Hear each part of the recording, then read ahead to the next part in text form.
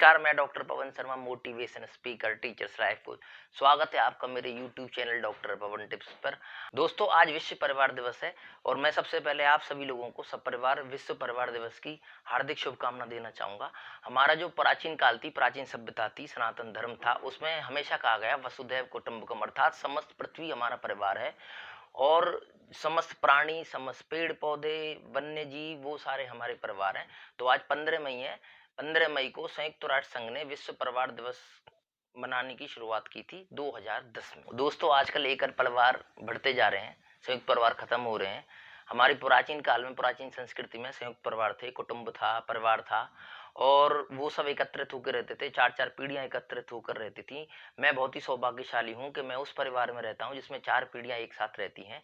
और उसके अलावा मैं एक चीज आपको बताना चाहता हूँ, हमारे जितने भी रीत रिवाज, जितने भी उत्सव त्योहार या संस्कार कार्यक्रम थे, वो सब इसलिए बनाए गए हमारे ऋषि मुनियों मनीषियों द्वारा, जिससे हम जो उत्सव मनाएं वो परिवार को एकत्रित कर कर मनाएं। जैसे आपने देखा होगा, बच्चा पैदा होता है तो जन्म संस्कार, नामकरण संस्कार, पाणी ग्रह संस्कार, विवाह संस्कार और परोजन संस्कार, जहां तक कि जब व्यक्ति की मृत्यु होती है तो अंतिम संस्कार बनाया गया है।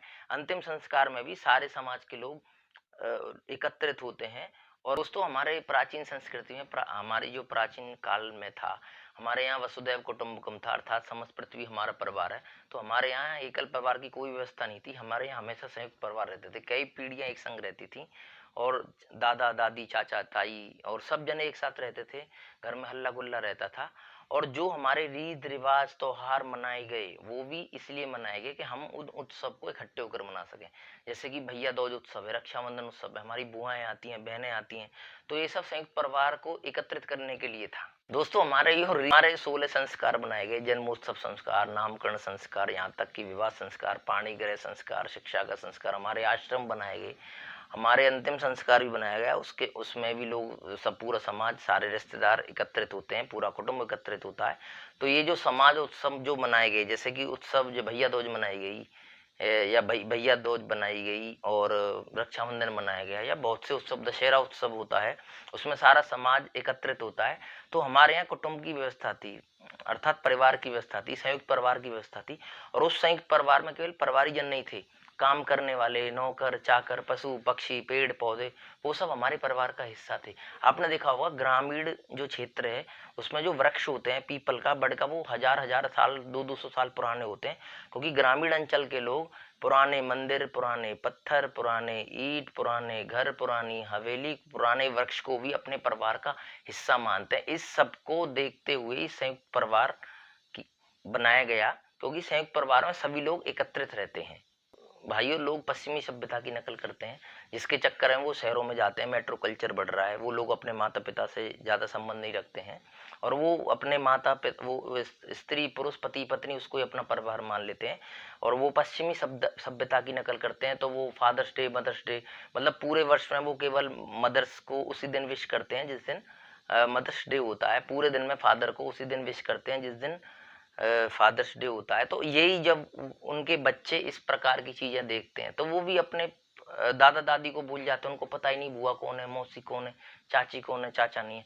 तो वो लोग एकल परिवार को महत्व देते हैं और उनको स्पेस चाहिए और वो अपने अधिकारों की बात करते हैं, अपनी महत्वाकांक्षा की बात करते हैं। लेकिन आपको याद होगा, वो जब कोई विपत्ति आती है, परिस्थिति आती है, तो वो मानसिक रूप से प्रताड़ित होते हैं और अवसादग्रसित होते हैं, जिसको आजकल बड़े शहरों की बीमारी कहा जाता है, डिप्रेशन। आपको ध्यान होगा, वर्ल्ड के एक सर्वे में कहा गया है कि जो लोग संयुक्त परिवार में नहीं रहते हैं, वो लगभग 70 से 80% लोग जो एकल परिवार में रहते हैं, वो डिप्रेशन की समस्या, अवसादग्रस्त रोग से ग्रस्त हैं, जिनको मानसिक रोगों की श्रेणी भी दी गई है। दोस्तों, संयुक्त राष्ट्र संघ ने सन 2010 में 15 मई को परिवार दिवस की स्थापना की, वर्ल्ड फैमिली डे, विश्व परिवार दिवस की स्थापना की, जिससे आने वाली पीढ़ियां, यूरोपियन कंट्री की आने वाली पीढ़ियां परिवार के महत्व को समझें। क्योंकि यूरोप जो कंट्री है, पाश्चात्य जो सभ्यता है, उसमें परिवार को कोई इकाई नहीं माना जाता है, उसमें संयुक्त परिवार होते नहीं है। जनरली ये भारतीय भारतीय सभ्यता में संयुक्त परिवार थे, क्योंकि वसुधैव कुटुंबकम। आपने देखा होगा, हमारे जब कोई विवाह उत्सव होता है या कोई उत्सव होता है, तो घर की जो सफाई करने वाली होती है, घर के जो ड्राइवर होता है, घर के काम करने वाली माली होता है, उनको भी नए कपड़े सिलवाए जाते हैं, उनको भी उपहार दिया जाता है। तो हम सभी को पुराने गाँवों की ओर लौटना पड़ेगा। हम सभी को अपने परिवारों की ओर लौटना पड़ेगा। और आपने देखा होगा आज जैसे कोरोना काल है, तो हजारों लोग, लाखों लोग अपने गाँवों को छोड़कर जो शहरों में चले गए, अंतिम शरण उनको गाँवों ने दी। जब उन पे आर्थिक संकट संकट आया या पर्यावरण का संकट आया, रोगों का संकट आया, तो सब लोग अपने गाँव लौट कर आए। विदेश से भी लोग, आपने देखा होगा, एयरलिफ्ट कराए गए, सभी लोग अपनी जड़ों पर आए। तो क्यों ना हम अपने परिवार की ये श्रृंखला को बचा के रखें, क्यों ना हम अपने परिवारजनों से बात करें। हम, हमारे लिए भारतीय संस्कृति में रोज मदर डे है, रोज फादर डे है। हम सबके आदर्श मर्यादा पुरुषोत्तम भगवान श्री राम है, जिनके बारे में कहा जाता है प्रातः काल उठ के रघुनाथा मात पिता गुरु ना वही माता। अर्थात भगवान श्री राम प्रातः काल उठ के भगवान से पहले माता पिता और गुरु को अभिवादन करते थे। मैं पुनः इसको दोहराऊंगा, प्रातः काल उठ के रघुनाथा मात पिता गुरु ना वही माता। भगवान जो श्री राम थे, माता पिता और गुरुओं का अभिनंदन करते थे, और उन्होंने हमेशा परिवार को महत्व दिया। वो राजा बनने वाले थे, घोषणा हो चुकी थी, राज तिलक होने वाला था, बस गद्दी मिलने वाली थी। और यदि आज्ञा प्राप्त हुई कि 14 वर्ष के उनको वो वनवास में जाना है, तो वो तुरंत चले गए, उन्होंने कोई विद्रोह नहीं किया। दोस्तों, जब भगवान से कहा गया कि उन्हें वन जाना, तो उन्होंने उस निर्णय का कोई विरोध नहीं किया। अपनी माता का कोई विरोध नहीं किया, अपने पिता का कोई विरोध नहीं किया। और आपको ध्यान होगा कि वनवास में उनको बहुत ज्यादा दिक्कत हुई, और माता सीता का भी अपहरण हुआ रावण के द्वारा, दशरथ के द्वारा। और जब उन्होंने श्रीलंका को जीत लिया, लंका को जीत लिया, तो लोगों ने उन्होंने कही यहाँ के राजा बन जाओ। तो फिर भी उन्होंने कही जननी जन्म भूमि स्वर्गदापी गरेसी, अर्थात माता और मातृभूमि स्वर्ग से भी बढ़कर है, और मुझे ये सोने की लंका नहीं चाहिए, मैं तो अपनी अयोध्या जाऊंगा। ये हमारे प्राचीन काल के संयुक्त परिवार वसुधैव कुटुंबकम और हमें इकट्ठा रहना चाहिए, उसका सबसे बड़ा उदाहरण है। आज आपको बताना चाहूंगा कि आज हम क्या क्या कर सकते हैं परिवार दिवस के दिन। हम सब इकट्ठा भोजन कर सकते हैं, उसकी सेल्फी ले सकते हैं, अपलोड कर सकते हैं। और हम अपने जो बुजुर्ग हैं, दादा दादी या बुआ है कोई, या मौसी है, या कोई आपका और बुजुर्ग है, उससे अपने पीढ़ियों के बारे में पूछ सकते हैं कि हमारे दादा कौन थे, हमारे दादा के दादा कौन थे, अपनी मम्मी से पूछ सकते हैं, अपनी माता जी से पूछ सकते हैं कि उनके नाना के नाना कौन थे। ये सब हम एक फैमिली ट्री बना सकते हैं। आज हम अपने पूरे पूरे वंश के नाम लिख सकते हैं, और हम बच्चों के संग बहुत से छोटे छोटे गेम खेल सकते हैं पुराने, जिसमें हम अपनी दादा दादी माता पिता को इन्वॉल्व भी कर सकते हैं। और हम क्या कर सकते हैं, जैसे चिड़ियों को दाना दे सकते हैं। आज के दिन शुरुआत कर सकते हैं, हम पक्षियों के लिए पानी धरने की शुरुआत कर सकते हैं, चिड़ियों को दाना देने की शुरुआत कर सकते हैं। अपने आसपास जो असहाय पशु पक्षी या गाय है कोई, या कोई भी है, कुत्ते हैं जो स्ट्रीट डॉग कहा जाता है जिनको, गली के, उनको भी आज से हम रोटियां देना रेगुलर शुरू कर सकते हैं।